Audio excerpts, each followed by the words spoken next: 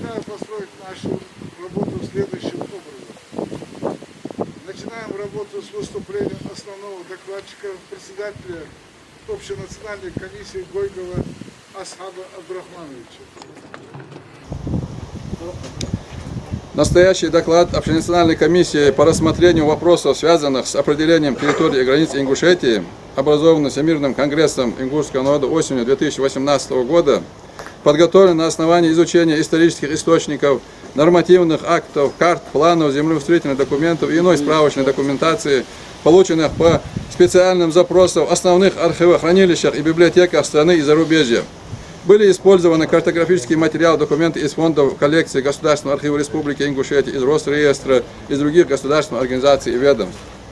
Не подлежит сомнению, что земельный вопрос на Кавказе всегда занимал ключевое место в общественно-политической жизни всех проживающих здесь народов. Однако для ингушей, в силу известных исторических событий 20 века, последствия депортации, проблем пригородных районов, вкупе с фактором острого малоземелья и ростом численности населения республики, он особенно актуален и болезнен.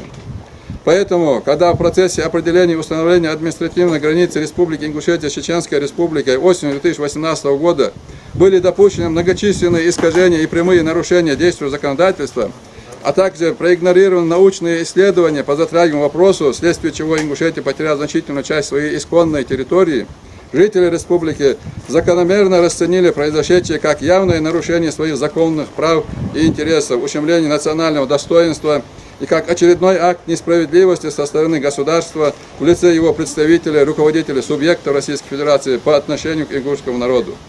Об этом народом Республики Ингушетия неоднократно было заявлено в ходе многочисленных круглосуточных митингов в столице республики, города Магаз, и различных сходов, в том числе собраниях тейпов во всех населенных пунктах Ингушетии осенью и весной 2018-2019 годов. Происходившие события широко освещали в сети интернет, независимые региональные и федеральные СМИ, блогеры и пользователи социальных сетей по всей России. На защиту прав ингушского народа встали представители в Конституционном суде и Народном собрании республики, деятели науки, культуры, образования и спорта, правозащитники и гражданские активисты. Очевидно, что результатом злополучного соглашения стало грубое нарушение конституционных прав и законных интересов ингушского народа, Конституции и законов Республики Ингушетия, игнорирование мнения подавляющего большинства населения республики в угоду карьерным стремлениям и меркантильным интересам некоторой части чиновников и депутатов во главе с руководителем республики. Таким образом, соглашение по административной границе не только не урегулировало пограничный вопрос между двумя республиками, но и усугубило ситуацию и создало еще один серьезный очаг межнациональной напряженности в Северо-Кавказском регионе. Все это держит в напряжении обстановку как в республике, так и по ее периметру. Осознавая необходимость стабилизации общественно-политической ситуации республики, как ключевого фактора ее нормального функционирования и развития, как полноправного субъекта Российской Федерации, Комиссия Всемирного конгресса ингушского народа представляет на рассмотрение народа Ингушетии и доводит до органов государственной власти республики обстоятельный доклад, раскрывающий и обосновывающий принадлежность соответствующей территории Республики Ингушетия. Данный документ представляет собой краткий, сокращенный вариант доклада, обосновывающий исторические и правовые основания установления границы между Республикой Ингушетия и Чеченской Республикой. Будет еще дальнейшая, эта работа будет продолжена. В плане всех границ Республики Ингушетия будут очередные доклады. И данную ситуацию мы решили все-таки довести до общественности, сегодня довести до общественности и в первую очередь до чеченской общественности все эти основания, все эти исторические документы, карты и материалы, чтобы люди правильно поняли эту ситуацию, чтобы мы искали истину. И я призываю всех, кто будет читать доклад в республике и за пределами республики, чтобы они перешли на язык научного обсуждения, чтобы мы не упреки, там, не обвинения, не оскорбления высказывали, а аргументированно каждая сторона, чтобы доказывала свои преимущества, и чтобы мы в итоге потом пришли к истине. Только истина может нас привести к согласию и стабильности. Поэтому я рассчитываю, что чеченская сторона и комиссия тоже представят свои соображения по этому вопросу, свои исследования, заключения, чтобы мы изучили этот материал.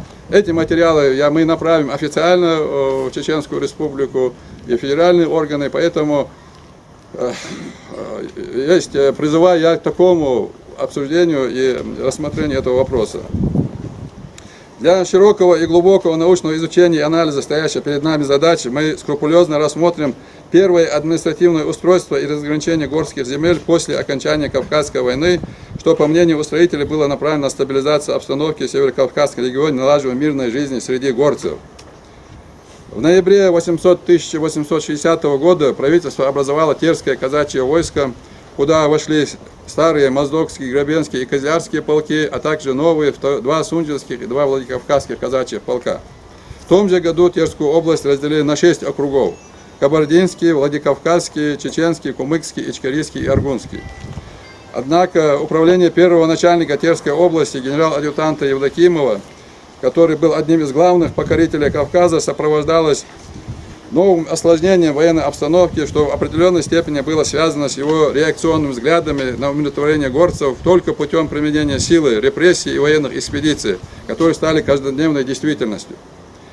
Предсказуемый результат неловких шагов военной администрации в Владикавказском округе детализирует для нас рапорт самого командующего войсками Терской области Евдокимова. Он докладывает своему начальству Борятинскому о покорении Дзумсойского и Акинских обществ.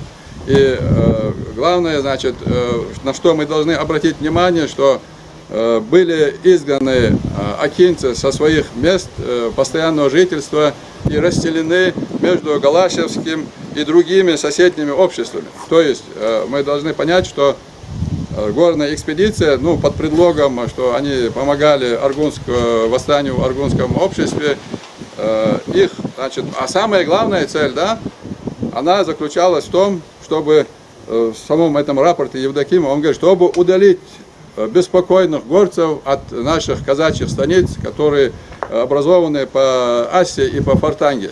То есть, начиная от Алкуна и до Тыха, тогда были образованы казачьи станицы, и чтобы их удалить. То есть, вопрос просто решался в те времена.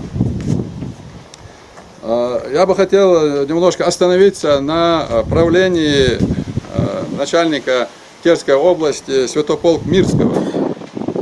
Между Святополк Мирским и Евдокимовым, он был помощником Евдокимова, сторонники Евдокимова считали, что земельную проблему необходимо решать немедленно административно-командным путем, пусть даже произволом, а его помощник, князь Святополк Мирский, предлагавший создать в Владикавказе комиссию, которая бы выяснила личные и поземельные права горцев. Последнее мнение получило одобрение Александра II, императора России. И в итоге конфликт был разрешен самим императором, назначив в 861 году Святополк Мирского начальником Терской области. То есть, приступив к должности начальника Терской области, он разработал по поручению Борятинского специальное положение. Положение оно было утверждено императором по обустройству Северокавказского края Терской области. И изучены были все материалы. Были созданы и активизирована работа комиссий и комитетов по рассмотрению поземельных и личных прав горцев Терской области.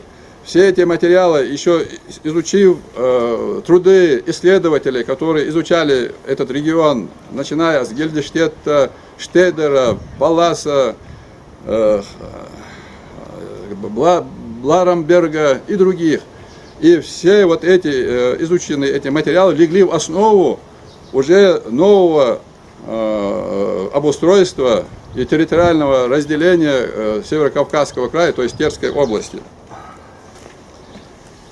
В соответствии со всеми результатами этнографических исследований и описания предыдущего периода, в Ингушский округ вошли 2 участка бывшего Владикавказского округа, Назрановский, Карабулакский и Горский, созданные из обществ Назрановского, Карабулакского, Галашевского, Мереджинского, Галгаевского, Кистинского, Цоринского, Акинского, Галанчевского и Елхоройского.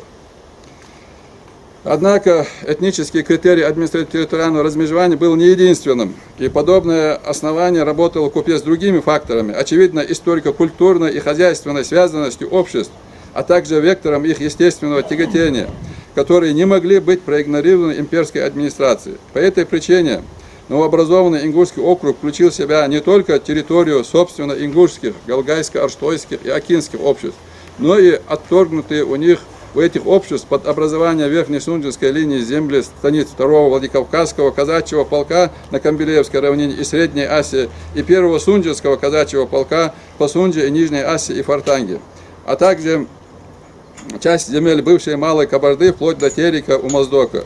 Как это показано на дорожной карте Кавказского края, составленной и литографированной при военно-топографическом отделе Кавказской армии 853 года, она находится в этих материалах, отражающую первую послевоенную реформу административно-территориального устройства на Северном Кавказе, а также карте военно-административного отдела Терской области 864 года. В дальнейшем казачьи станицы, бывшие Верхней Сунжинской линии, на протяжении почти всей истории будут состоять с ингушами в одних и тех же административно-территориальных образованиях, подчиняясь общим органам управления. И если мы посмотрим, мы знакомы с трудами исследователей, в приложении к этому докладу в основных положениях, там расписано по карбулакам, по акинцам исторические материалы, и если мы там посмотрим, то увидим, что вот во всех исследованиях, да, и которых я назвал, вот эти ученые, исследователи, военные топографы, и немцы, и французы, и поляки, и русские, и грузины, грузинские исследования, во всех этих документах именно вот такой подход к национально-этническому состоянию. То есть у нас были два крыла, как чеченцы и ингуши. Вот те, которые были ближе к ингушам, они и вошли вот в этот ингушевский округ в 1862 году. Вот.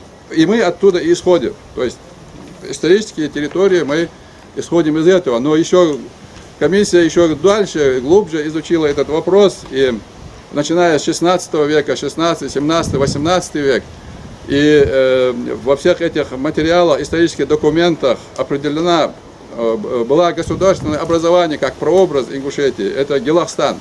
То есть руководили этим образованием князья кабардинские, но основное население было ингушское. То есть все эти общества, которые я назвал, войнавские общества, которых назвали ингушами, они входили. И вот здесь вот на карте вот белым, которое обозначено, это и есть область Гелахстан.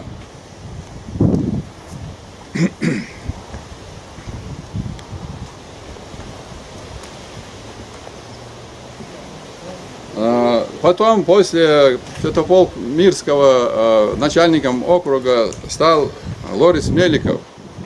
И, конечно, как только он заступил, уже пошли совсем в другом направлении все реформы, процессы.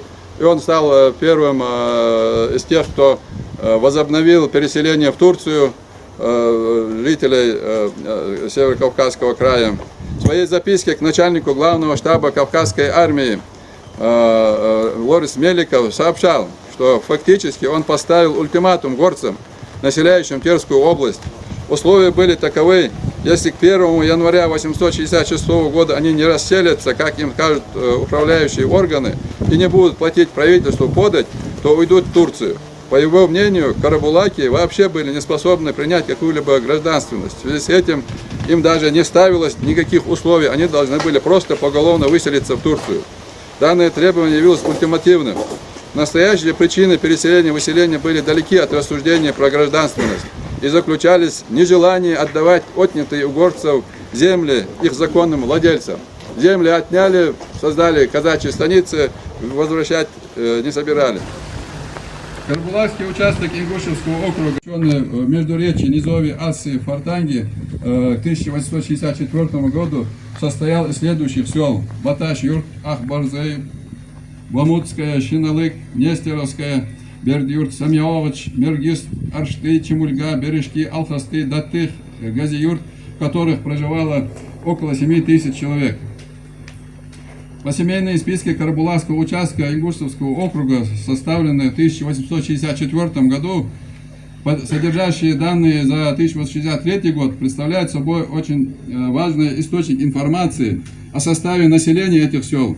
Даже при поверхностном анализе фамилий, без проведения дополнительных исследований, с привлечением генеалогических данных, выявляются типичные ингушские карабулакские фамилии, потомки которых сегодня в абсолютном большинстве своем проживают в Ингушетии и являются именно этническими ингушами. Это, например, Булгучевы, Фаргиевы, Галаевы, Мамиевы, чьи представители еще в 1963-1964 году живут в таких населенных пунктах, как Баташ-Юрт, Ахбарзой, основатель Галаев, Нестеровский аул, Берт Мамиев, основатель, Аршты, Бережки. В населенных пунктах Алхасты живут представители фамилии Даурбековых, в Газиюрте, Цуговой, Цичо и так далее. Имена ряда жителей, указанных в посемейных списках, хорошо известны из других документов этого периода. Это карабулакские старшины, офицеры милиции Баташ Булгучев, Берт Мамиев, Аликот Цуго, Седа Даурбеков и другие. Среди фамилий жителей посемейных списков Карабулакского участка многие имеют практически современную транскрипцию ингушских фамилий: Муталиева, Эльджеркиева, Гудантова, Гамкартиева, Парчиева, Борзова, Чемурзиева, Куркиева, Гагиева, Акталиева, Мурзабекова, Акбиева, Матиева, Актимирова, Азиева, Гатиева, Асканова, Арсамакова, Зарыва, Мальсагова и другие. Большую роль в переселении также сыграл начальник Чеченского округа генерал-майор Муса Кундухов, осетин по национальности, который по поручению всего того же начальника Терской области Лорис Меликова всячески подогревал угорцев стремление выехать в Турцию. Как явствует из докладной записки Лорис Меликова, главнокомандующего Кавказской армии князю Михаилу Николаевичу от 15 ноября 1864 года, якобы еще в мае месяце генерал-майор Кундухов высказал предложение о возможности возобновить между туземцами Терской области, по примеру 860-61 году, стремление к переселению в Турцию и предложить взять на себя выполнение этого дела. И он отвечает: «Желаю полного успеха, чем дальше, тем лучше», отвечал великий князь. При этом в секретной докладной записке начальнику главного штаба Кавказской армии тот же командующий войсками Терской области конфиденциально уведомлял, что для успеха дела необходимо, чтобы горцы не только не знали о желании нашим содействовать их переселению, но местная власть должна, напротив, как бы отклонять их от этого намерения. Трагическое переселение в Турцию стало одним из печальных эпизодов истории народа. Среди переселенцев свирепствовал стих. Единицы только смогли вернуться на родину. Избежавшие переселения карабулаки, оставшиеся в аулах Ахбарзой и Газиюрт, Ажир-Юрт, частью были приняты в аулы Назрановского участка Ингушского округа, а большая их часть переселилась на территорию нынешнего Малгобекского района и образовала селение Новый Ахбарзой.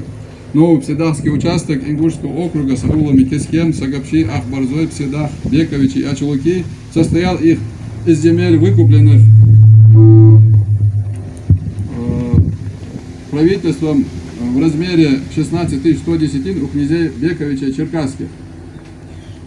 При этом крайне показателен сам факт абсолютно органичного воссоединения переселенных сюда, а также вернувшихся позднее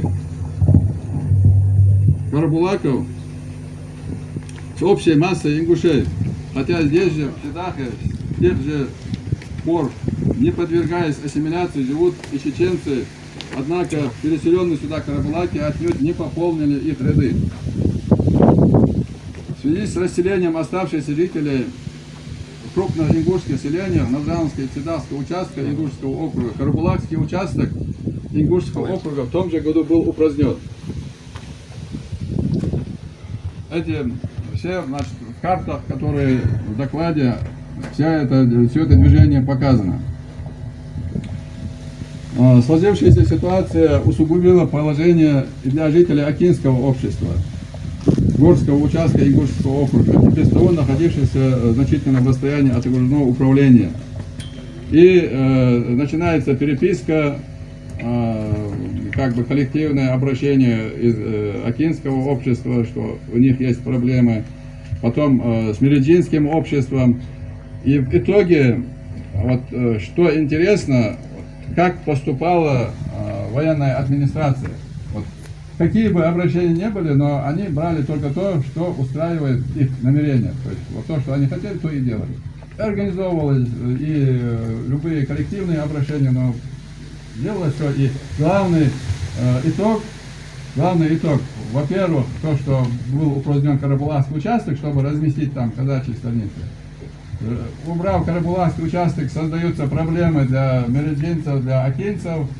Потом, не желая, чтобы они проходили через территории казачьих станиц, и чтобы, вот как я вначале сказал, чтобы удалить беспокойных горцев от этих станиц, вся вот эта в общем, реформа и была произведена. Я бы хотел отметить вопрос, связанный с 1934 годом, когда все время нам говорят, вот по 1934 году я. Никаких оснований нету ставить именно эту дату. Во-первых, когда Чеченская автономная область выделялась из Горской республики в 22-23 годах, там уже совсем другие границы, другая конфигурация. Во-вторых, мы настаиваем, чтобы именно эта дата была поставлена в основу при рассмотрении пограничного вопроса. Во-вторых, сама граница республики Чечено-Ингушетия после объединения, она значительно изменилась, и внешняя конфигурация границы изменилась, площадь изменилась. Часть территории мы потеряли, более 1000 квадратных километров. Приобрели, с другой стороны, более 5000 квадратных километров. И мы здесь ставим вопрос, что с учетом и той даты, и этой даты, и потерянных территорий, и приобретенных территорий. Только так можно справедливо решать вопрос. Асхалха Андерс, да, Таниса Хенертеха, Халденца Авайде Айоат, пословица. То есть, эти условия. Коротко я бы хотел остановиться, к чему мы пришли. Во-первых, юридические вопросы, тут несколько скажут, и исторические вопросы. Мы к чему пришли? В результате подписания этого соглашения Республика Ингушетия стала самым густонаселенным субъектом Российской Федерации. С 0,6 га земли на душу населения, при том, что Чеченской Республике этот показатель составляет 1,1. Почти 2 раза больше земли на одного человека находится в Чеченской Республике на душу населения. И сама Чеченская Республика лучше обустроена и отличается более удобным рельефом и плодородием земель. Хотя даже в 19 веке военная администрация Кавказского края и соответствующие комиссии в ЦИК при установлении советской власти руководствовались правилом при одинаковом у спорящих недостатке доказательств на владение иметь в виду представлять тому племени, который более нуждается в земле, поскольку соблюдение норматива площади на душу на единицу населения является важным условием соблюдения справедливости и разумного подхода в интересах государства и его граждан. Сегодня в Российской Федерации складывается иной подход в отношении регионов. Федеральная власть продемонстрировала это при установлении границы между Республикой Ингушетия и Чеченской Республикой в 2018 году, неправомерно став на сторону последней, не разобравшись как следует в сути вопроса и не посчитавшись законным и обоснованным мнением ингушского народа. Все это привело к тому, что в сознании жителей Чеченской Республики стали закрепляться ошибочные представления о законности претензий Сунджского и Малгобекского района Республики Ингушетия. Данное научное исследование ставит своей целью восстановление исторической правды путем развенчания мифа об исконности спорных территорий для чеченского народа, созданием предпосылок для народной дипломатии, что должно привести к возобновлению диалога по рассматриваемой проблеме, подготовкой научно-исторического обоснования при рассмотрении данного территориального спора в рамках шариатского права. И доведу до вашего сведения заключение комиссии. На основании всестороннего исследования документальных источников в целях справедливого решения пограничного вопроса между Ингушетией и сопредельной республикой комиссия пришла к следующему заключению. В ходе исторического развития в процессе этногенеза ингушского народа на равноправных основаниях принимали участие следующие войнавские общества, образовавшие единую ингушскую нацию и республику. Цоринская, Галгаевская, Хамхинская, Хаппинская, Кистинская, Джейрахская, Дударовская, Ангушская, Назрановская, Нижнекарабулакская, Галашевская, Карабулакская, Арштинская, Алхонская, Мереджинская, Балсурская, Ялхаринская, Акинская, Кейская, Малхестинская, имеющие в Республике Ингушетия общую территорию, язык, обычаи, традиции, национальную культуру и равные права. История каждого из них должна быть изучена и стать общим достоянием всего народа. Второй пункт. В результате дискриминационной репрессивной политики царизма и советской власти значительная часть исторически ингушских земель оказалась необоснованно отторгнута и незаконно находится в составе Республики Северная Осетия и Чеченской Республики. А территория ингушского народа сократилась, и сегодня Республика Ингушетия является субъектом самой высокой плотностью населения, за исключением федеральных городов. Территория, переданная в состав Северной Осетии в результате депортации ингушского народа в 1944 году, пригородный район, часть Малгобекского района, вопреки требованиям Конституции Российской Федерации и закона Российской Федерации о реабилитации репрессивных народов, до настоящего времени незаконно находится в составе Северной Осетии. Установление границы Ингушетии и Северной Осетии должно быть осуществлено на основе восстановления территориальной целостности Ингушетии и возврата земель, отторгнутых в результате репрессивных актов. Четвертый пункт. Республика Ингушетия является равноправным правопреемником бывшей Чечено-Ингушской ССР. Поэтому Республика Ингушетия вправе получить пропорциональную долю от территориальных превращений за период ее существования 1934 по 1991 год, то есть территории современного Шелковского и Наурского района Чеченской Республики. Земли, оказавшиеся под контролем Чеченской Республики в результате соглашения от 26 сентября 2018 года, исторически являются исконно ингушскими, и лишь их часть после выселения основного населения на плоскость небольшой отрезок времени формально относилась к административной территории соседней Чеченской автономной области в 1923-1933 годах, что не является основанием для отторжения данной территории от Республики Ингушетия в пользу соседнего субъекта. Согласно пункту 2 резолютивной части постановления Конституционного суда Республики Ингушетия от 30 октября 2018 года, указанное соглашение без его утверждения на референдуме Республики Ингушетия не порождает правовых последствий для органов государственной власти, органов местного самоуправления, организаций и граждан Республики Ингушетия. Следовательно, в настоящее время вопрос о границе Чеченской Республики остается в правовом поле неразрешенным. Седьмое. Для правового и справедливого решения пограничного вопроса между Республикой Ингушетия и Чеченской Республикой представляется целесообразным создание двухсторонней уполномоченной народом обеих республик компетентной комиссии с участием старейшин, духовенства, общественных деятелей, историков, юристов и иных авторитетных представителей. В случае недостижения компромисса по результатам работы указанной комиссии, разрешение пограничного вопроса считаем возможным только по правовым нормам шариата, которые будут неоспоримы для мусульман, независимо от их национальной принадлежности, с привлечением авторитетных алимов из числа мусульманского духовенства, возможно, и других субъектов Российской Федерации. Восьмое. До окончательного решения пограничного вопроса необходимо обеспечить беспрепятственный доступ граждан, проживающих в Республике Ингушетия, к своим исконным землям, родовым башням и погребениям. Девятое. Решение любых пограничных вопросов Ингушетии с предельными регионами должно осуществляться мирными политическими средствами с учетом мнения народа на основе принципов добрососедства и соответствия с действующим законодательством. Настоящий доклад свидетельствует об обоснованности гражданского протеста против отторжения ингушских земель в 2018 году и несправедливости преследования по политическим мотивам ингушских общественных лидеров за отстаивание законных прав своего народа на исконную территорию. И 11 пункт. Под исторической территорией Ингушетии нами понимаются земли Ингушевского округа середины 1860-х годов и в целом исторического Геловстана, как прообраза Ингушетии, чьи границы подробно описаны в целом ряде исторических документов, отражены на многих картах XVIII века и по итогам их анализа изображены на большой сводной карте Центральный Кавказ середины XVIII века, подготовленной нами.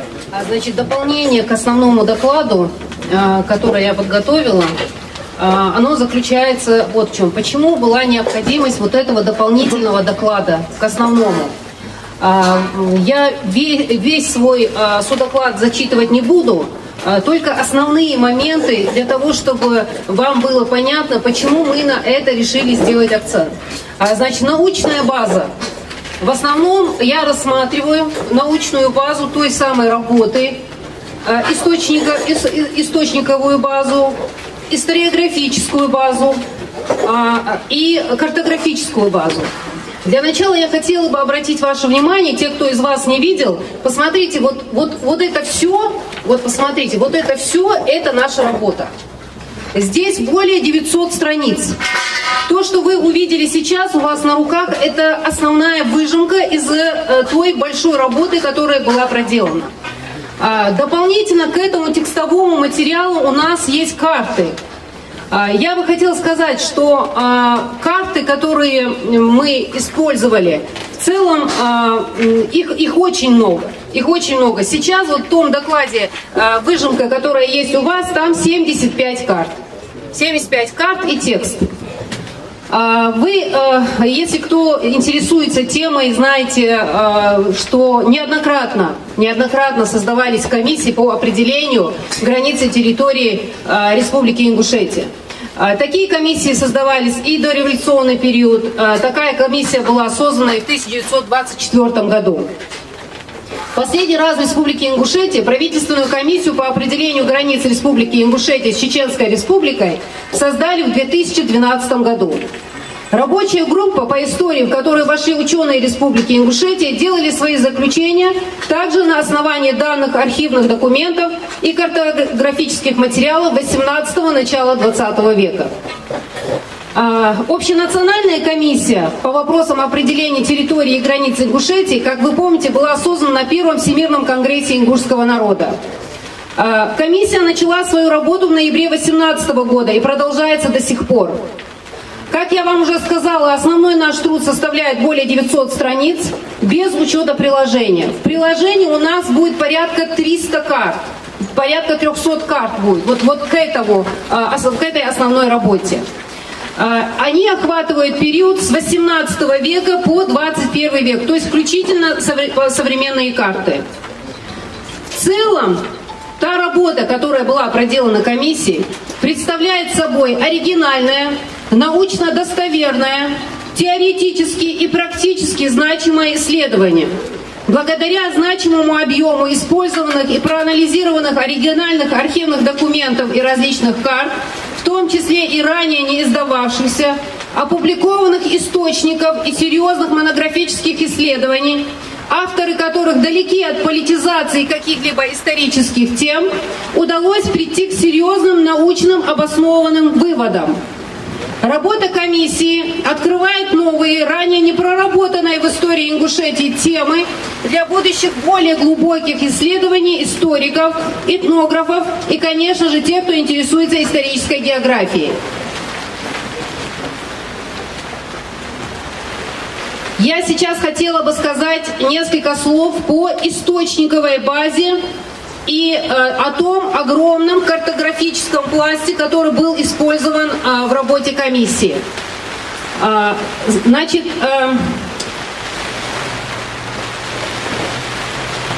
когда исследование претендует на объективность и научность, а именно так представлена проделанная комиссией работа, то должно быть выдержано одно из важных требований. Рассматривая то или иное историческое событие, факт на базе архивного или опубликованного документа, провести критический анализ источника с привлечением иных подтверждений данного факта, а именно дополнительные архивные материалы, нарративные источники, карты, археологические данные, научные исследования по рассматриваемой теме, а также по возможности данные иных вспомогательных исторических дисциплин. Именно широкий и глубокий анализ всего привлекаемого материала, логически обоснованные и аргументированные интерпретации, опирающиеся на установленные факты, могут позволить сделать научные заключения по тому или иному вопросу. При этом, интерпретируя события, явления или другие процессы прошлого, необходимо включать их в исторический контекст. Можем ли мы говорить о том, что эти требования выдержаны в работе комиссии? Однозначно да. В первую очередь обращает на себя внимание огромный пласт использованных документов, как архивных, так и опубликованных. Широкий, я бы даже сказала, исчерпывающий список нарративных источников рассматриваемого периода, особенно 18-й, начало 20 века. Огромное место занимают историко-географические, картографические исследования в данной работе. В первую очередь, привлечение такого количества карт. Смело могу сказать, что такого масштаба работа ранее не проводилась ни одним из ученых не только по истории Ингушетии, но и всего Северного Кавказа. Для работы по заданной теме были привлечены как опубликованные, так и не опубликованные архивные материалы. Я не буду зачитывать все, я скажу только несколько. Перечислю только самые основные архивы, материалами которыми воспользовалась комиссия.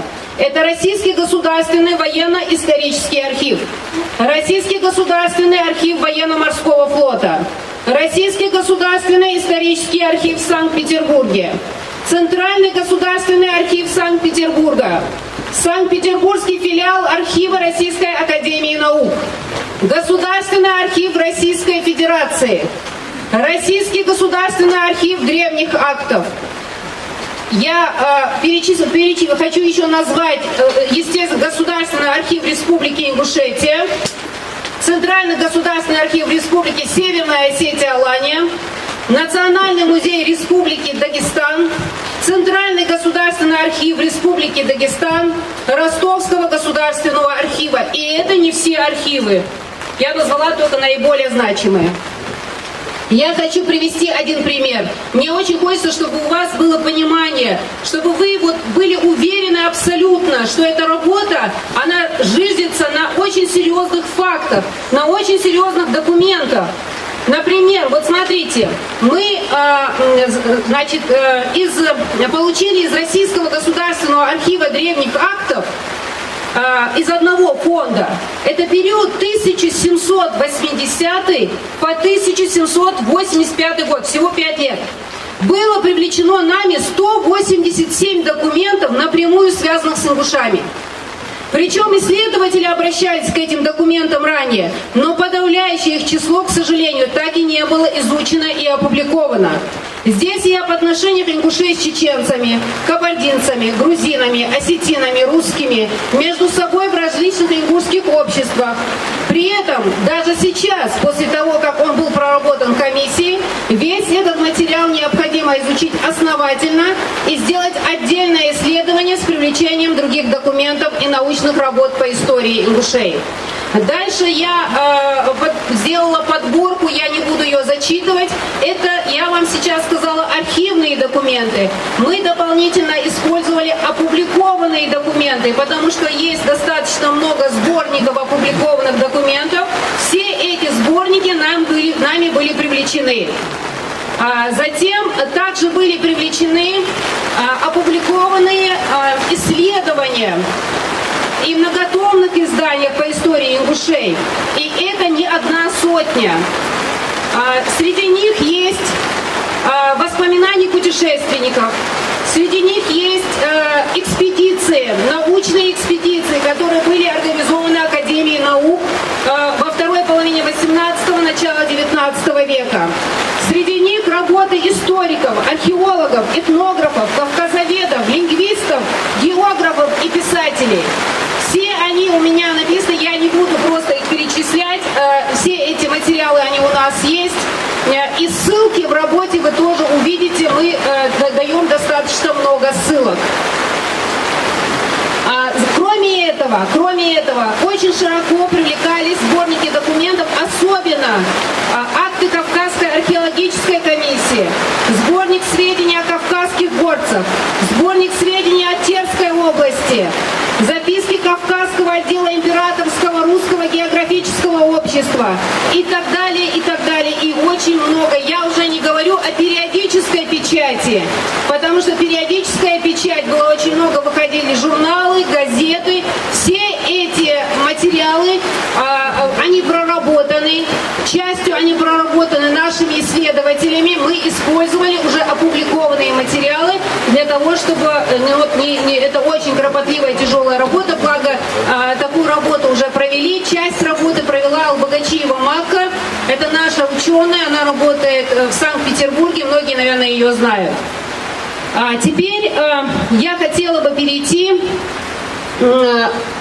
хотела бы к картам. потому что карты – это одна из самых главных составляющих всей той работы, которая была проделана. Карт очень много. На протяжении всего периода работы членами общенародной комиссии было изучено не менее 5000 различных карт. И я вам не преувеличиваю эту цифру. Она абсолютно реальная цифра. Она охватывает исторический период, начиная с 18 века и до наших дней, то есть карты 21 века. Все они научной направленности. Среди них встречались, конечно, и однотипные. В таких случаях проводился сравнительный анализ и выбирались наиболее качественная и более полная по содержанию карта. Для работы комиссии были привлечены не только общегеографические и физические карты, но и тематические, такие как исторические, военно-исторические, военные, политические, топографические, климатические, карты полезных ископаемых и природных зон, даже ботанические карты, научно-справочные и по отдельным регионам.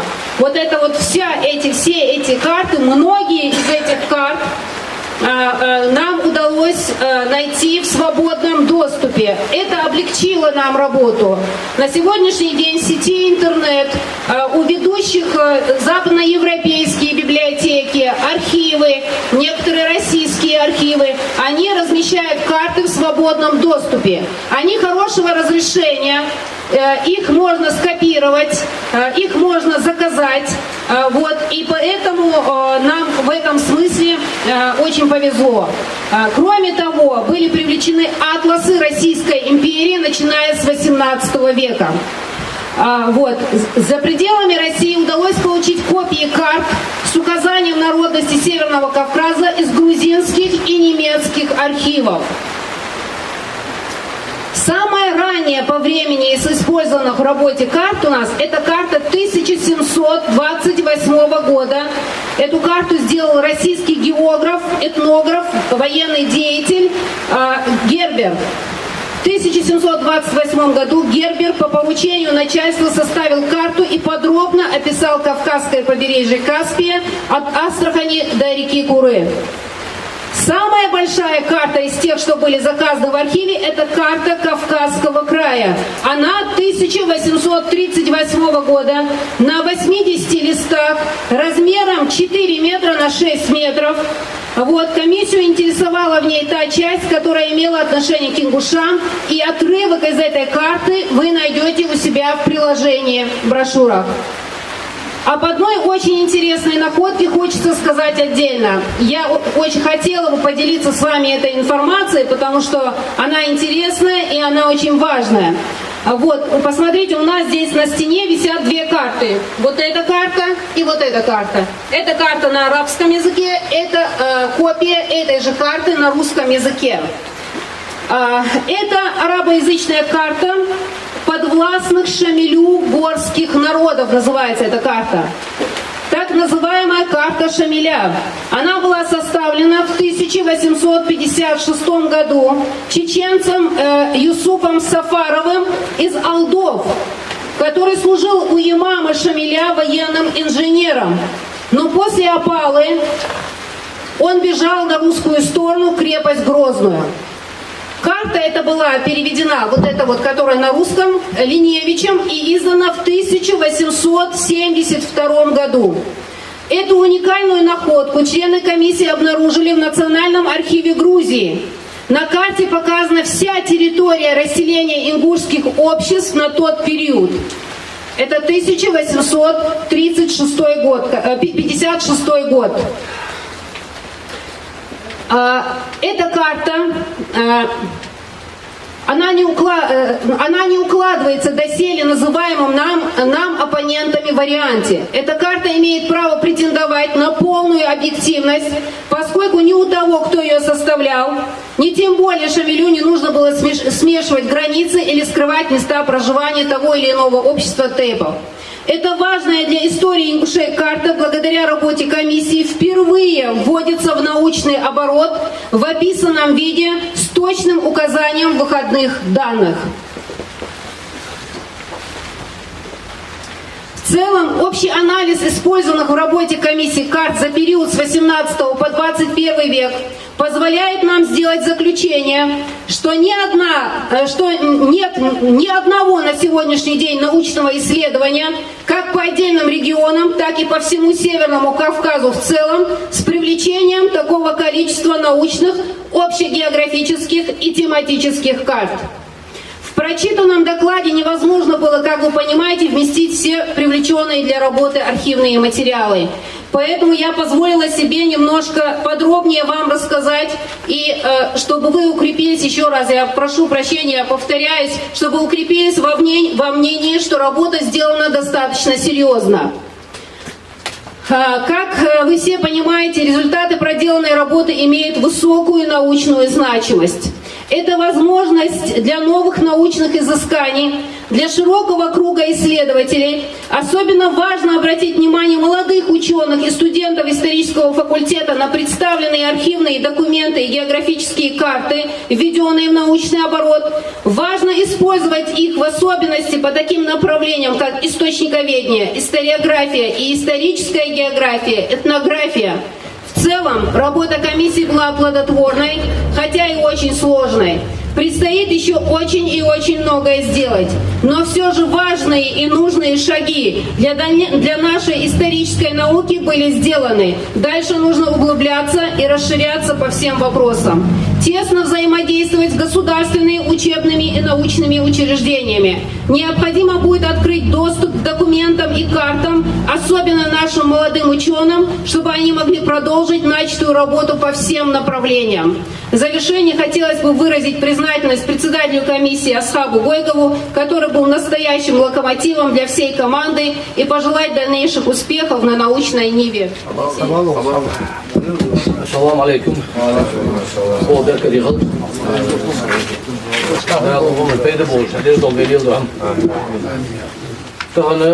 У рабочей группы схабия бол, шиншера, акшера, пошидал дол, агария бол, набул бе, агария бол, мысль бол, пошагово отслеживать дышь, агария.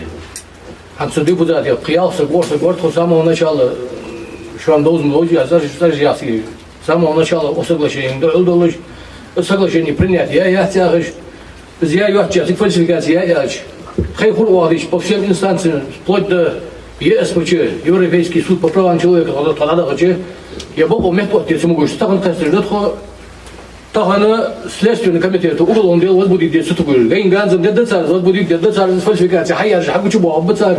Дали андали сандор тахаз далда. وقاموا ثاني عندهم نعطل صو. سندور تحضر следственный комитет وعدوا далда أخير تجدخو. все-таки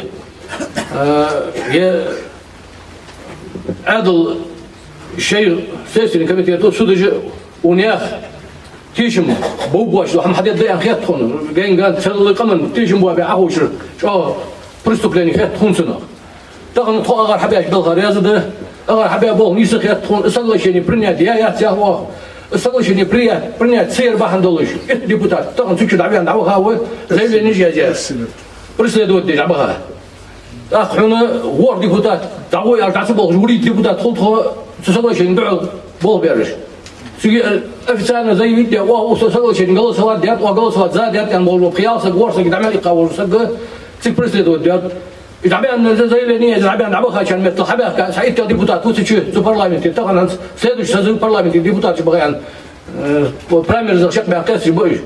У предзакона, вы мягко дучило в предзакона, смешанные выборы, прямые выборы, главы, референдум, пригородный район, отмена соглашения, приехал цанг проекта, клик о обязи, аж пункт обязи, ты гадаться, тахнуть. Вот это и гадер, царязи да царяж. Хас последний уже хайса ятшхана, сейчас садучу амку дать, хренчуга. Мы что подали следующий созыв.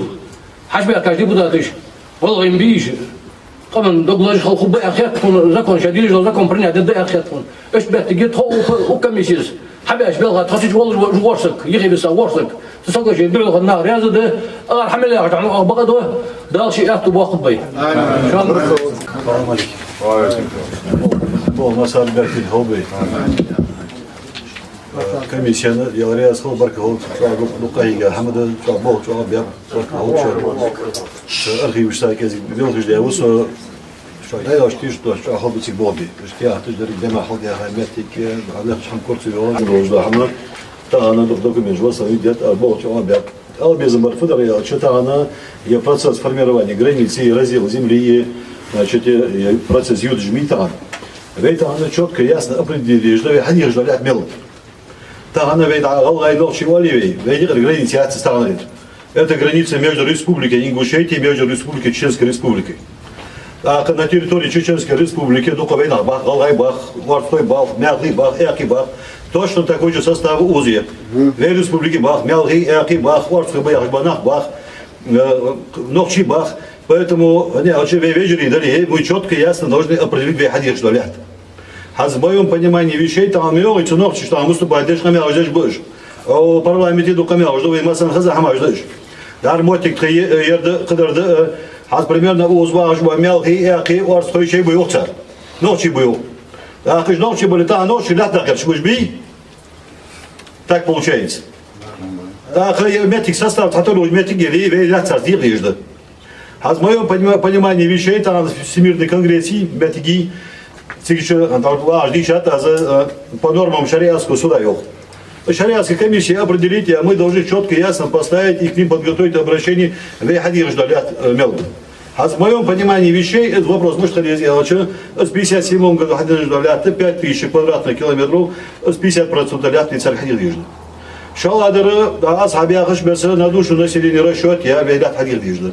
Некоторые аметики уже компенсации, ежбы компенсации, если по кадастру стоимость лят Хадир ежбы. Вейс комиссия хай аметики официально заведили, вейн мерлят хадожда. Вей вечери дали. Они очень сильно багнаха составца и оза багняха составца тария. Поэтому, значит, поступление штату камяужбин хазмахазали, особенно в парламенте Чеченской Республики. С хамы вей четко и ясно определить, где хастана итог миуз, вей белжмадяливус. С появлением, значит, царской России на Кавказе жлят же бацхицат. Каждый генерал там как хочет отчитывался, а звание Ахмезом Боложи, да, надел земли получить генерал тоже, тогда этим генералам, дворянам давали эти земли, многие вещи, значит, царя Захамажи доставили в 20. А у чары, она хакайк дырышей правда. Цена по-другому, значит, хамкуда, цанза примерно, Азия Хама, я считаю, значит, это, значит, по крайней мере, ясность в этом вопросе у нас должно быть. Я хамат кун должны, она весь заявить, если верят, да, все Ахмади, задая шариатские по нормам закона, высшие органы власти, там сама заинтересованы, и уже там был хабис босс, говорит, на сам хож мали процесс там социальный, поэтому, значит, в таком виде весь Бог хабя документально учредить с орган. С органа независимые были списывать хатира, и процесс юджми, изметик вей хатию еда, что вей гамялаждеш, вей луцу бахамаж мали, да, но высший орган власти, там кто принимает решения по этим вещам, у федеральные субъекты федерации, царищи, принципы, вей границ определил мужи, по крайней мере, значит, бахаш банаха ходу уже два замучат. Метик мучая, что весь Бог, вот я метики, что бахи, это же гамял без бождар, азиях. Поэтому вей там между Бог до Америки Бог, дик организовать я хамдир, значит, организовать я чарбарку алгурсун, да, ши барта без нам удал, вин махерта вей хамхамед дол. Бисмиллахир-рахманир-рахим. Владик Халчин, ассаламу алейкум рахматуллах. Я приношу извинения, буду говорить на русском языке, так как все-таки наше собрание это собрание не просто для ингушской общественности, это собрание для широкого круга лиц, то есть общественности даже в целом Российской Федерации, так как мы живем все-таки в большой стране, многонациональной. Пусть Аллах благословит наше собрание. В первую очередь я хотел бы поздравить всех со знаменательной датой. Сегодня 97-я годовщина образования нашей государственности. Дал Беркети Болбин Мохк. Дал Низлубин Боклан Пехлахта Харсу Юхтуха. Я скажу коротко, учитывая, что все-таки речь идет о юридическом анализе данного доклада. Более широкий анализ, наверное, все-таки будет после того, как выйдет труд нашей комиссии, которая работала более 2 лет и очень скрупулезно подходила к каждому вопросу Значит, ознакомившись с докладом, юристы приходят к выводу, что данный доклад комиссии Всемирного конгресса ингушского народа, первого Всемирного конгресса ингушского народа, является юридически выверенным, обоснованным. И факты, которые приведены в данном докладе, и документы, архивные документы, не вызывают у юристов никакого сомнения, так как нет оснований не доверять тем архивным данным, которые были изложены в данном докладе. Значит, по сегодняшней ситуации хотелось бы все-таки коротко зафиксировать то, что произошло сегодня. Да, на сегодня у нас было назначено заседание в помещении Совета Тейпов, и мы все наблюдали, как силовики оцепили значит, помещение и не позволили нам провести данное мероприятие под предлогом того, что якобы был какой-то анонимный звонок, где была заложена якобы какая-то там бомба. Мы уже проходили это, когда адвокаты пытались встретиться пару лет назад с общественностью, Советом Тейпов, и провели также под открытым небом мероприятие. Хвала Аллаху, что у нас не могут забрать небо, и мы можем всегда провести любое мероприятие под открытым небом. Я благодарен Всевышнему, что мы это мероприятие провели именно здесь, именно под благословенным дождем, который Аллах нам послал, и я надеюсь, что все-таки это мероприятие будет благословенно и принесет пользу нашему народу. Да, долгий Паша Кетра, особенно хотелось бы поблагодарить Асхаба Гойгова, Анжелу Матиеву и всех, кто принимал участие. Просто нужно понимать, насколько это огромный труд и в каких условиях мы работали, и с каким ресурсом мы работали. Кроме человеческого ресурса,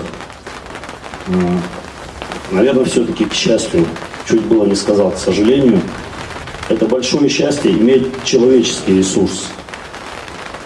Мы обладаем человеческим ресурсом, пусть даже немного людей сегодня задействовано и стоят бок о бок с нами, но мы, те люди, которые ведут работу юридическую, историческую, именно с 2018 года, когда были попраны наши права, главой Республики Ингушетия, да, Юнусбеком Евкуровым, который вопреки всем нормам законодательства, морально-человеческим нормам, адатам, шариата, просто взял и перечеркнул вот одним росчерком пера, взял и просто поставил себя, в первую очередь себя, вне закона перед народом.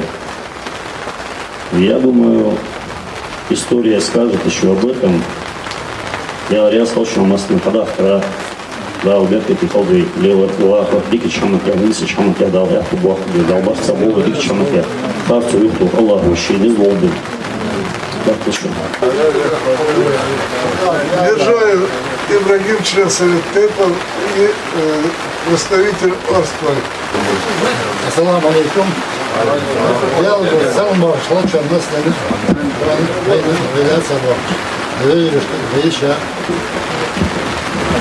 Так, Ханзы, Чумтан, Фабиана, чтобы здесь, да, все побольше. Историк Латвии, Ангело Латвии, Некногер Латвии, но Республика Дёглазы, Республики и Дорожа Волга. Я сказал, что я не болеющий, вопрос не немчик. Я, как и любой другой уважающий себя войняцер, интересуюсь своим происхождением, своими предками, своим тейпом, откуда я родом и так далее. Я намерен этого делать до конца своих дней, иншаллах.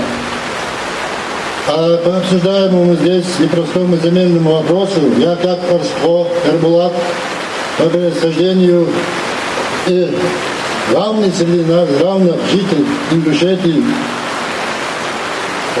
и по названию ингуш, хотел бы обозначить эту проблему и по законам ГОР, и по законам Российской Федерации.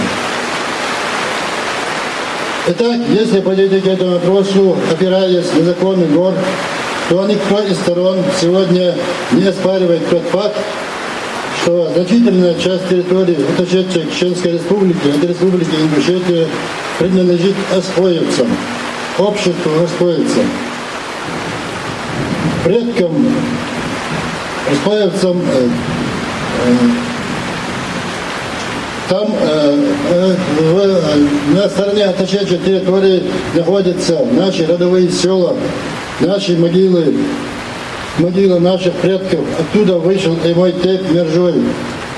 И до сегодняшнего дня никто из нас и подумать не мог, что кто-нибудь из горцев, придумывая разные небылицы, осмелится претендовать на могилу предков такого же горца, как и он.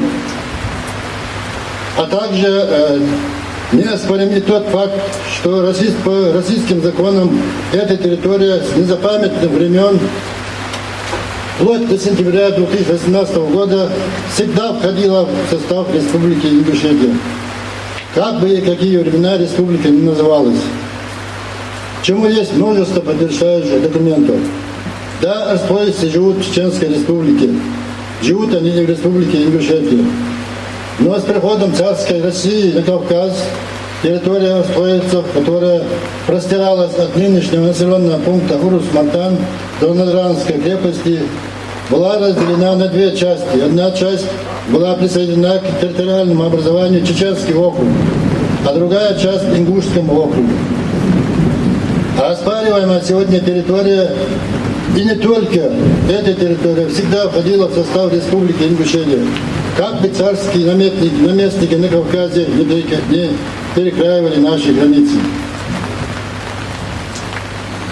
Сегодня в Республике Ингушетия бок о бок проживают Алгай, Хвостой, Эпхи, Мелхи, Эрхой, Мясерхой, разные общества, но мы всегда считали себя одним народом и цапом. Мы живем вместе веками, имеем одну культуру, один язык, одну судьбу. У всех у нас есть в Республике Ингушетия свои исторические места с одинаковыми названиями, с одноименными названиями, откуда вышли их рода и тейпы. Я не могу понять, чем и какими аргументами руководствовались главы двух республик, когда они под видом закрепления административной границы передали Чеченской Республике внушительную часть территории Республики Ингушетия, которая и так страдает от малоземелья, а также лишив многих жителей своей исторической родины. На мой взгляд, чтобы пойти на такой безумный шаг, аргумент должен был быть очень весомым. Аргумент для передачи части территории от одной республики к другой республике они придумали до смехотворности банальный. То есть они посчитали,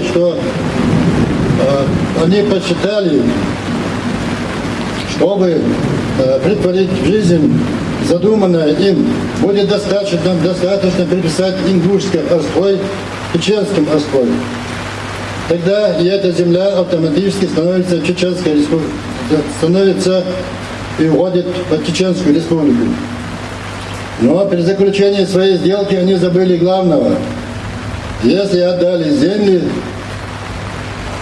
то вместе с ними надо было забрать и более 120 тысяч орскоевцев.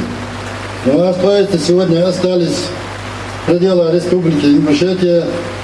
Наши исторические земли ушли нашим соседям. Сегодня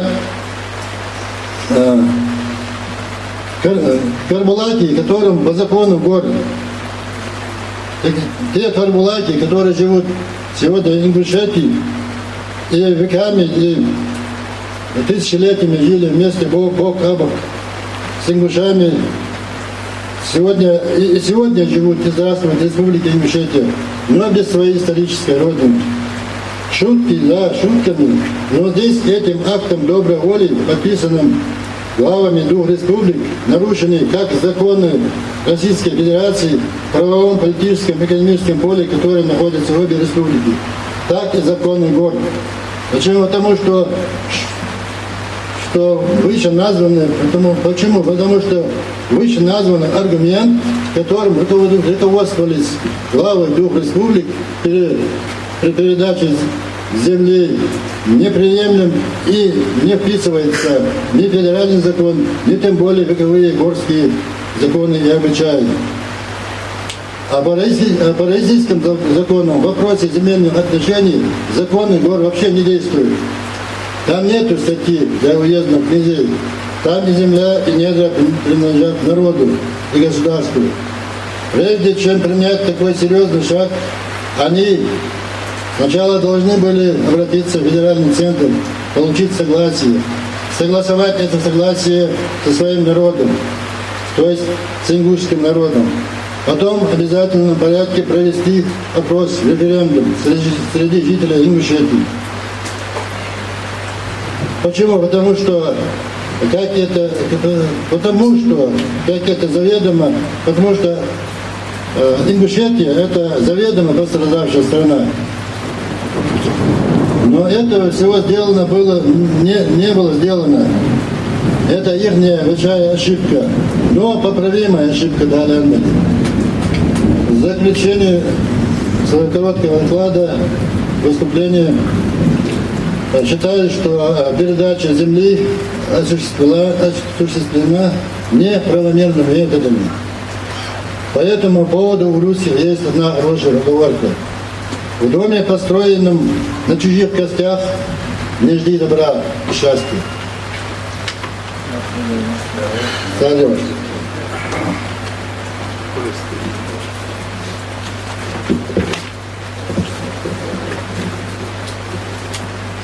А всем горцам Кавказа я от имени Совета Тейпов желаю мира, благоденствия и никогда не забывать про своих корней и жить всем со всеми в мире и дружбе. Диалогов дех аз цакка аман духа война вайшин хун юге хатр хулхетер маатулкан. И вопрос банси. Вай в первую очередь бузул нахты. Вай дала моя хрия нисвил лили ез войне замахватчи. Сразу ждал шибагунцы дigi чуагра низ чуагра дадердул войну ирхам. Амин.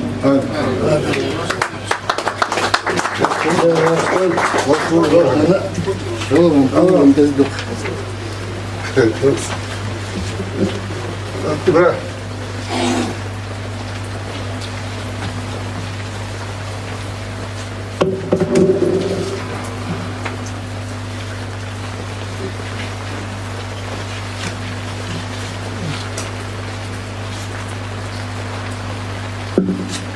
Крест без него заключили, сказал, да вас на дуэли.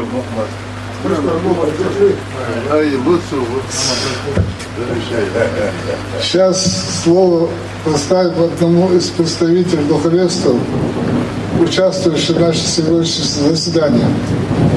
Нам, как и подавляющему большинству жителей республики, очень важно услышать мнение наших богословов. Думаю, после услышанного выступления им будет что сказать. Прошу пройти к трибуне для выступления Хаштырову Магомеду, заммуфтия республики.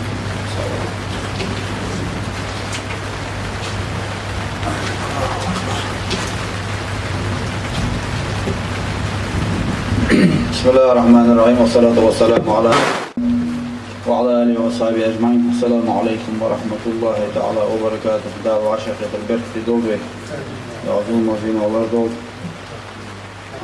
أجر حلقة يبوك حباش كميسن ودوق أشوشت ديجاشني عطراء تيزراء بركو اللوصون واش حلقة بغاشار إيالر هالبيع بوغ بوخ سيلة بخول ديالو ازدحتي وعزران الجهة ويقمن ويديزلا صحية بوخ بولش قمل دي مهتي وجه بوخ بصدار يعني لدارش بوخ مالله بوخ أحبش مهتي زيال ده بيعبالي تسنجع بركة ما خلي شاك ديال ده أغل بي بوخ سنب ناها يقي حم يحتاج مهتي سيقي مصلحة خدو لزقوه وحم حتخ واو ويقام متأتى تنح بلدو لأن دات نيح حما تقودرا نيح حم ديزرا سيدنا ده ويدر لوردي ديقر دوي وي مخ لوردي ديقر دوي وي لح لوردي ديقر دوي وي مخلق حم لوردي ديقر دوي أتغنى أوز صحابي أشتك لا دغا كميسي شيء دولدش يعني تكمل دلقة شاش فخير أوز تاريخ علم هوي بوق صار مش باب سنت تيجا باب تاريخ علم لور درجة صندوق نظام تركل دش باب صار حيدا كياخدش ليه ميدا أسبق له قد سان ده رئيس خل يوريستش بيا بوش ناقص شيء أورا لوزدو تحكم بيات كياخدوا إيش كياخدش خاص كياخدش تغلر بوق بولش كياخدش خلر صار شيء دول كمال حدث أتغنى ديش أشناخ وبلغم بس قصد عستهم لاتي دو خاطر لا تعدل السجل شيء يورها أو تطيق أو شيء كميس نقديش أنا بلغو ده هذا خوش تطيق خير دو حمى ديش عشان ترى حتى العادي يشتغل شنقول مثال بسم الله الرحمن الرحيم العادل الحكيم والعاقبة للمتقين ولا عدوان إلا على الظالمين والصلاة والسلام على سيد الأولين والآخرين نبينا وحبيبنا محمد وعلى آله وأصحابه أجمعين. من المعروف خوزدق أنه وهو ينسب الإمام شرعا إمام أهبي والناها سكحل وحوال أو رئيس الدولة يمحك على سكوة أو رئيس الجمهورية رسولك داوة وال حنا لتوحيد صفوف الناس ناخا يقولي نحتاج بيان لا للتفريق ايش نحبيق يعني اختي واحد السكت او وقت وسكت نقول بيان ولجمع شمل انسان إل نجد صار بول فتحن خب بولش لا للتمزيق ثانيق يق متجيق يعني يأتي يعني اختي واحد ولنظر في امورهم صار بلغش تحرق بولش وتحقيق مصالحهم سان مصلحة دولة سان بيدن دولة هم حدد دولش فبيده تمتلك زمام السلطة ولاست نيتسم دولة نتسم أعطيها من قبل الشارع ديال أورهر حن لخدمة من هم تحت ولاية شيء تحت دولة البوش ناخا غلق دي صار حشتش قواتش دي وإقامة العدل فيهم ثاني نيس والله دي وتحقق مصلحة ثاني مصلحة خلطها ديدر خلطها وخير اللهم ديدر ثاني حدث دوش وهي إذا الضالة أمانة تيشن بوز من عند الله دالقر سقا حبن ناهاتي الله استغل ناهاتي دالقر تيشن بوز دال حبن والأمانة دال حبن تيشن ما يجب ديقر أن يحافظ عليها أزلردي بدون خيانة تيشا بوه بوش ولا زياء زيح دوادر دوش قال الله تعالى لقن ذال يخشي قرآن استعيذ بالله إن الله لقن ديال يأمركم أن تؤدوا الأمانات دال شاشتيش بيدي حدا حما إذا قواتشدي دعلي إلى أهل شدال ديزج وإذا حكمتم بين الناس ناخا يقي واش دول دج واش حكم دج أن تحكموا بالعدل نيس وتسا حكم دليل فتضيع الأمانة استيشم بوابر خيانة نحعيه بردز لصاحب عيه بردز لصاحب الأمانة استيشم شحبن عيه بردز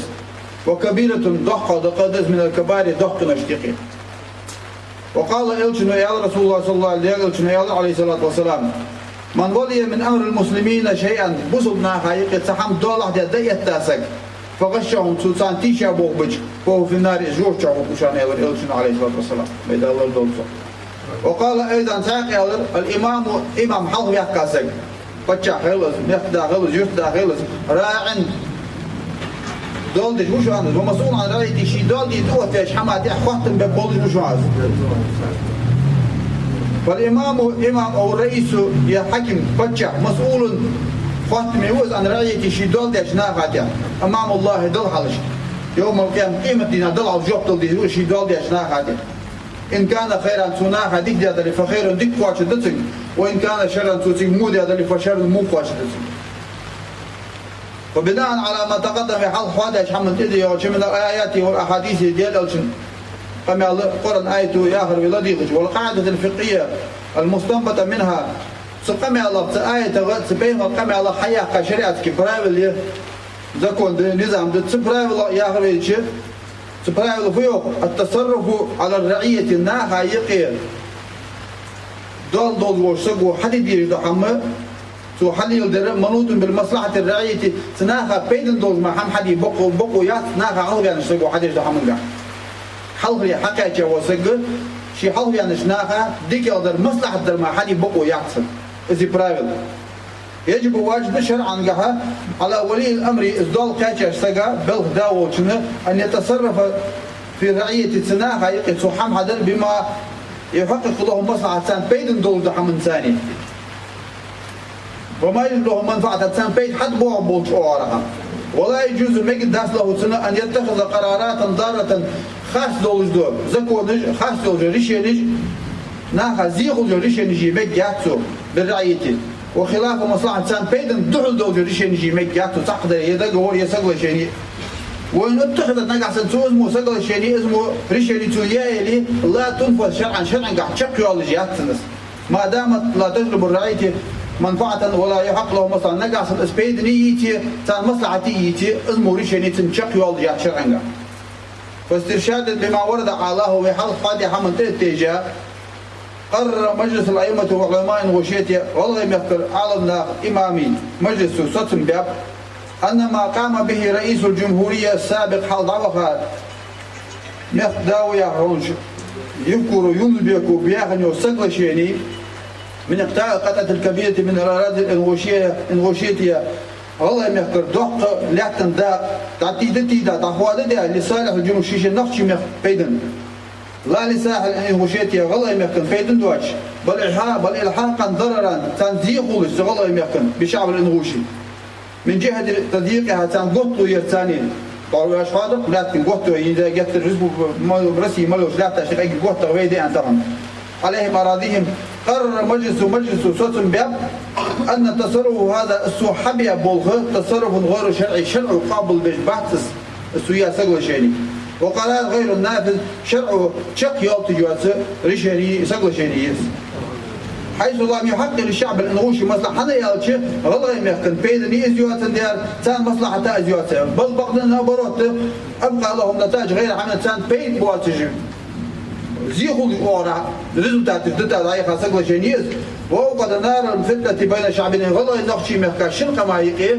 فتنة درجة سلوتي راي خاصك شينيز شرعا قابل يجاه سقل مجلس الأئمة والعلماء انغوشيتي والله عالم يا أخي إمامي مجلس سير سيدمو يولد واسبر روبا بارك الله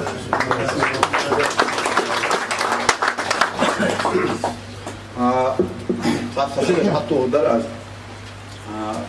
أو أنجيلات أغار يالر حبي أبوه يبي حستخن حبي أبوه حبي أبوه ير نجال ما يعز ير تعبه بس أو شري أسكي كميسي غاير يروي نقي تاخن وين حبياش بلها خيتر وين ده ألرده وي صبر دولش حقل دولش علم ثاني دين ثاني حمني سدش وي هارش غب وقت خلي وهو وي قمن نقش يغن بيركت دول بيركت ضد أوفر. Хотелось бы в связи с тем, что сегодняшнее наше заседание является по сути историческим и документально подтвержденным, принять резолюцию сегодняшнего заседания Совета ТЭПа. За основу принять. Если будет дополнение, и это мы потом дальше, и мы можем в последующем Хаяздой, у нас есть комиссия, которая сидит, допишем, что вы хотите. Итак, 7 июля 2021 года, город Назрань. Совет ТЭПа Республики Ингушетия на расширенном заседании 7 июля 2021 года с участием приглашенных депутатов Народного собрания Республики Ингушетия, представительства, духовенства, общественной организации, интеллигенции заслушал доклад Общенациональной комиссии по рассмотрению вопросов, связанных с определением территорий и границ Ингушетии, образованная Всемирным конгрессом ингушского народа 30 октября 2018 года. В части разграничения территории Чеченской Республики. В целях защиты основополагающих прав и законных интересов народа Ингушетии сохранение и развитие добрососедских отношений с народами сопредельных регионов, укрепление гражданского мира и согласия на Северном Кавказе Совет ТЭПов Республики Ингушетии решил. Доклад Общенациональной комиссии по рассмотрению вопросов, связанных с определением территории и границ Ингушетии, признать исторически, политически и юридически обоснованным и являющимся основанием для справедливого решения пограничных вопросов Ингушетии с сопредельными регионами. Полностью одобрить и поддержать оглашенное на данном заседании заключение алимов и религиозных деятелей Республики Ингушетии о несоответствии норм ислама и шариата действий лиц, подписавших от имени Республики Ингушетии соглашение об установлении границ с Чеченской Республикой от 26 сентября 2018 года и поддерживающих это соглашение. Направить данный доклад федеральные органы государственной власти, органы государственной власти Республики Ингушетии и сопредельных субъектов Российской Федерации. Опубликовать его как для всеобщего сведения и средств массовой информации в сети интернет. Выразить от имени народа Ингушетии благодарность членам общественной комиссии по рассмотрению вопросов, связанных с определением территории и границ Ингушетии за пределами работы. Председатель Совета ТЭПов Республики Ингушетия МДСКИ. Если вы согласны с тем, что я прочитал эту резолюцию, членов Совета ТЭПов прошу проголосовать за основу. Принимайте эту резолюцию. Опустите руку. Кто против? Возражающий? Воздержавший. Единогласно. Приняли единогласно. Дал эту баху. Еще раз хотел поблагодарить комиссию от имени Совета, от имени нашего народа, комиссию, депутатов, которые стояли, наш Конституционный суд, который справедливо, законом, в соответствии с законом Российской Федерации принял решение по этому вопросу. Ну и, соответственно, конечно, Алимов, Гриша Алимов дал эту бахубу. Амин, амин. Амин.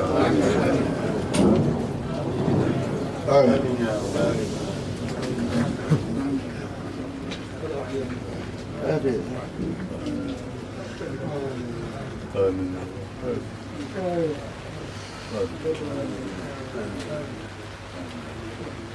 Амин.